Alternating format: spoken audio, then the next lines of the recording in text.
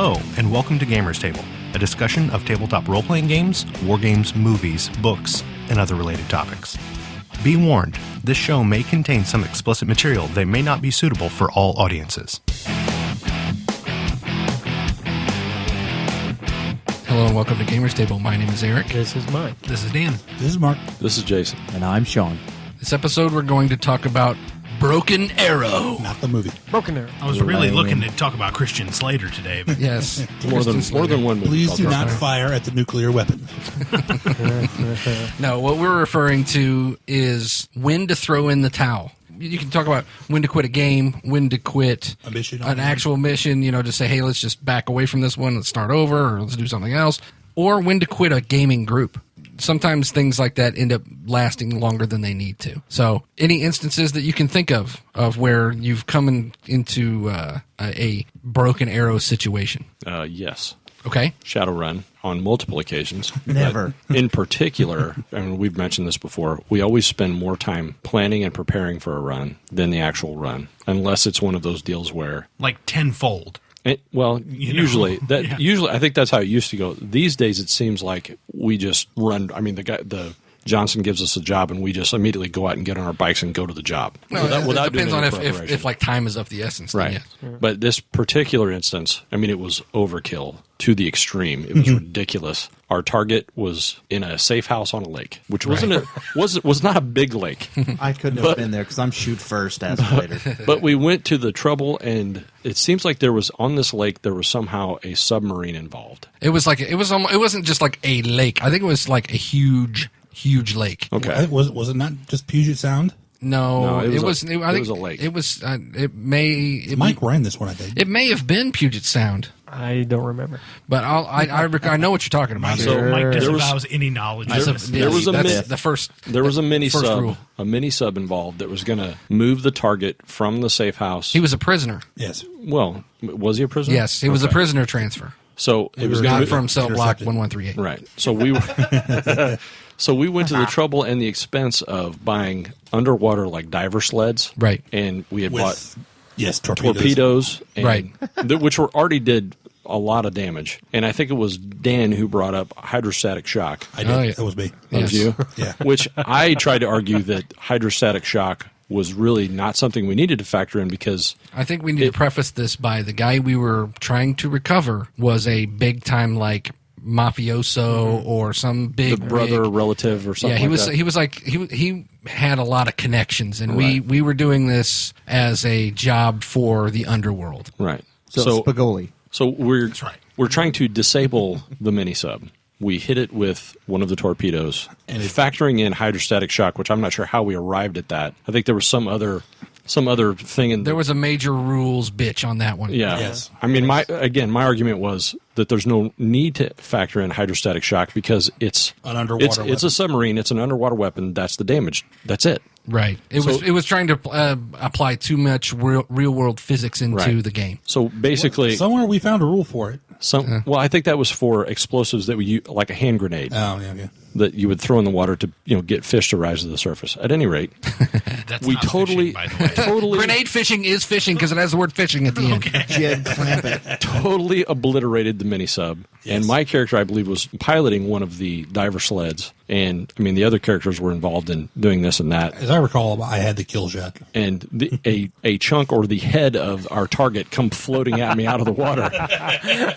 And I just went. That's Mike being colorful. I just went. Well, and I think I actually said broken arrow. Yeah, bro. Yeah, you made the announcement. Yes. Okay, so now that was a group of about 5 guys, 3 of which were brand new guys, and Yeah. they retired Yes. Yeah, into Bri- hiding on Brian- the first job. Brian's character and my character both said, "Okay, we're done." And I had spent a lot of time on my character's background and where he was from, and he was this good old boy Southern hick rigger, and he was all this stuff that I'd come up with for his background. I mean, we'd only been playing him for a couple weeks. Yet another reason not to come up with a backstory. And Brian and I both went, well, So much for that. Brian goes, I'm going to Germany. I said, I'm going with you. And I think we quit. I think that was I it. think We that quit. was it. That was a broken arrow for the entire game. Yeah. Yeah, it pretty much screwed the whole story. We didn't even want to attempt to try and fix that. And the funny thing is things like that. I mean, stuff happens. You know, you roll a critical on a guy you're trying not to kill or stuff like that. You know, and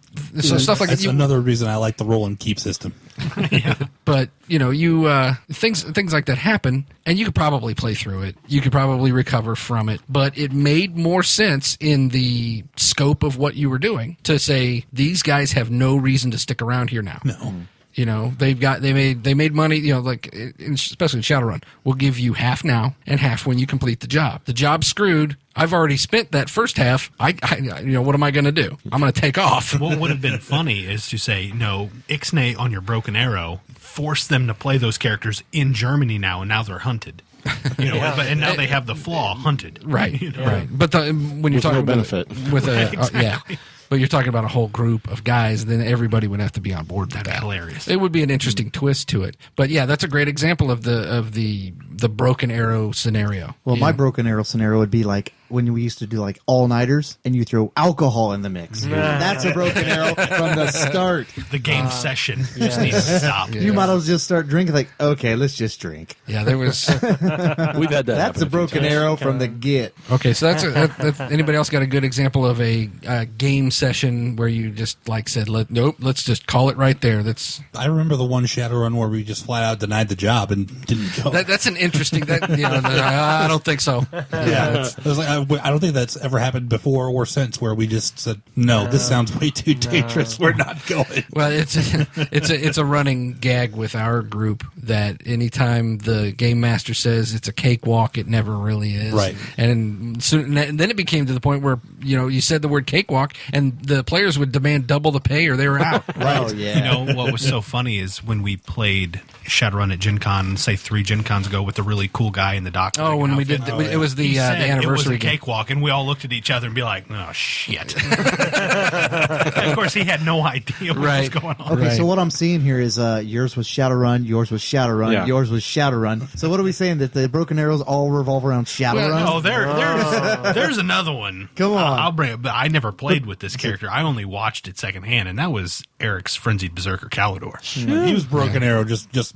living and breathing. He was. Wake up in the morning, he's a Broken fantasy Arrow. tactical nuke, just going off repeatedly. And for those who haven't listened to previous episodes, what they're talking about is a Frenzied Berserker build 3.5. in 3.5 D&D. That basically the basis of the build was through power attack, and the power attack with a two-handed weapon, and then you start to tack on the multipliers as they go up in level through the Frenzied Berserker. And it turned out I could with a and then you were having like giant growth cast on you, to increase my strength and all that stuff. It was for like 87 damage without having a critical. Oh, at the one time we were playing, it was some sort of a plant monster, like a gigantic plant monster. It was and I ran in. Chlorofiend. I don't remember. Dresden fans will get that joke. Charged, did a jumping charge, and hit for, I think I may have criticaled, which I had a feat that allowed me to critical things that couldn't be criticaled, and which is in itself broken. Right, which is in itself broken. I did over 250 points of damage. You basically one-shotted it. No, it was meant to be a boss fight, and I took it. I basically knocked half its hit points out in the first hit. Yeah, I learned how to deal with that character just by getting out of the way and hiding. Yeah, so I was going to say the Broken Arrow aspect of it was when he was not in control of his. Well, it was when all the enemies, when all the enemies were down, then I had to make willpower checks, and he never could. My character could fly, so he was all right. Some characters die. And I did. What characters died? I think Deuce. I killed Hormel. He killed Deuce. Hormel. Chili. Deuce had it coming. Hormel, son of Treat. Treat. Yes. Hormel, son of Treat. It was son of Treat. I forgot. I assumed you were making a joke. I totally forgot about Treat. Yeah, we'll go into that when we do our naming episode. But yeah, that's a good example of a Broken Arrow. That was a Broken Arrow scenario nightly. Yes. The whole what's the catastrophe going to be this evening? How did you plan for that, Mike? Or did you just stop at one point? It was an adventure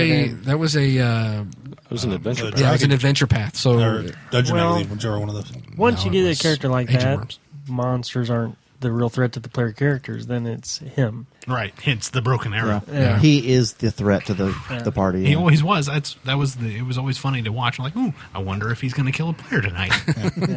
Well, and I'm sure I think we talked about this before. There was another one in D&D that I guess apparently everyone had made up their minds that they were done with this campaign, and I was the only one that didn't know. Oh, I remember that. Yeah, And the Black Ray of Yeah, and I was playing a cavalier named Vincent LeCavalier. Sure. I know I've talked about this before. Oh yeah. Was he gay? Yeah. That's So- a great Was he name. gay? No, he was a great hockey player. What are He you was talking just about? French. But yeah, that wasn't so much a broken arrow as just everybody Okay. just kind of going, let's just. It was a TBK Well, that we just all you kind of know, went, well, let's do it. part You of the folded, yeah. That's part of the subject tonight. Is Well, I guess yeah. when you quit playing. That's a good point. And you why know. That was why the did end we of that decide to campaign. quit playing? I think we were just decided to play something different. I think it was just one of those And things. Mike where, needed to kill everyone just once. yeah, I It think worked out that way.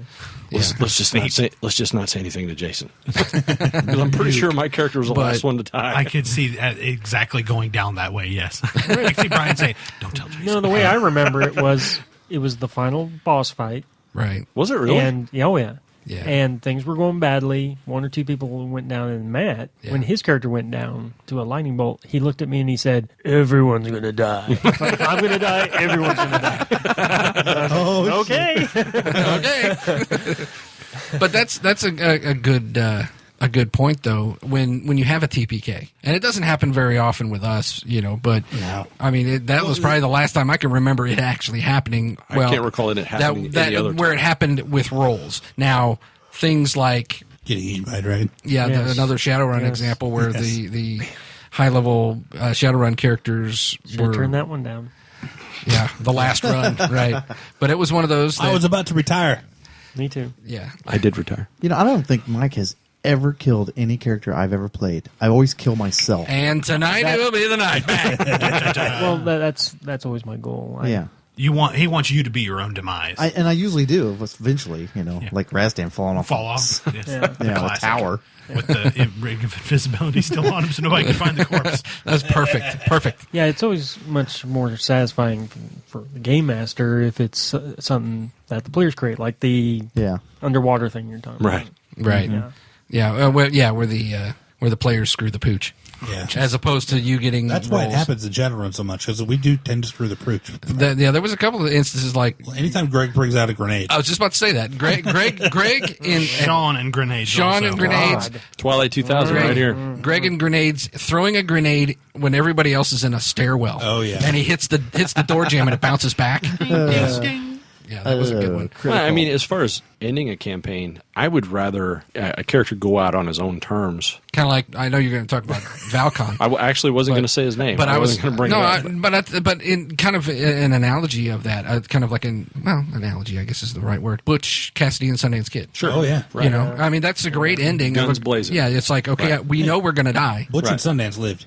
That's some people say or they you do. know the end. Shane died, though. But now, Another example of that would be the end of Blake 7. Yeah. what happened? That's some old school nerd right there. Wow. If you know what I'm talking about, you know what I'm I talking had about. like Blake's 3 by the time that I'm happened. somewhat familiar with the show, but I don't remember. Oh, that's some did that that's hardcore nerd I've right never there. seen an episode of Blake 7, but Brian used to talk about Blake 7 all the time when I worked at the shop. Is it similar to Leonard Part 6? Nope. Okay. Oh, I love that So- movie, though. So yeah, I mean, Valkon going out on his own terms. But what were you going to say, Mike? Continue. You motioned. No. You may continue. But now- He's approved but now of this this- line of questioning. Now that is one of my favorite characters, and I got to help decide how he was going to die. But that wasn't the first time he had died. No, that's true. That's absolutely true. I mean, when you're playing a game that has a game mechanic in it for resurrection, though, That is another Broken Arrow story. Valkon got beheaded Right. by a Vorpal sword, That'll ruin your day. and Brian had to Broken Arrow and get out of there with your. that's right, he did. And Get his body. I remember Brian looking at me too and going,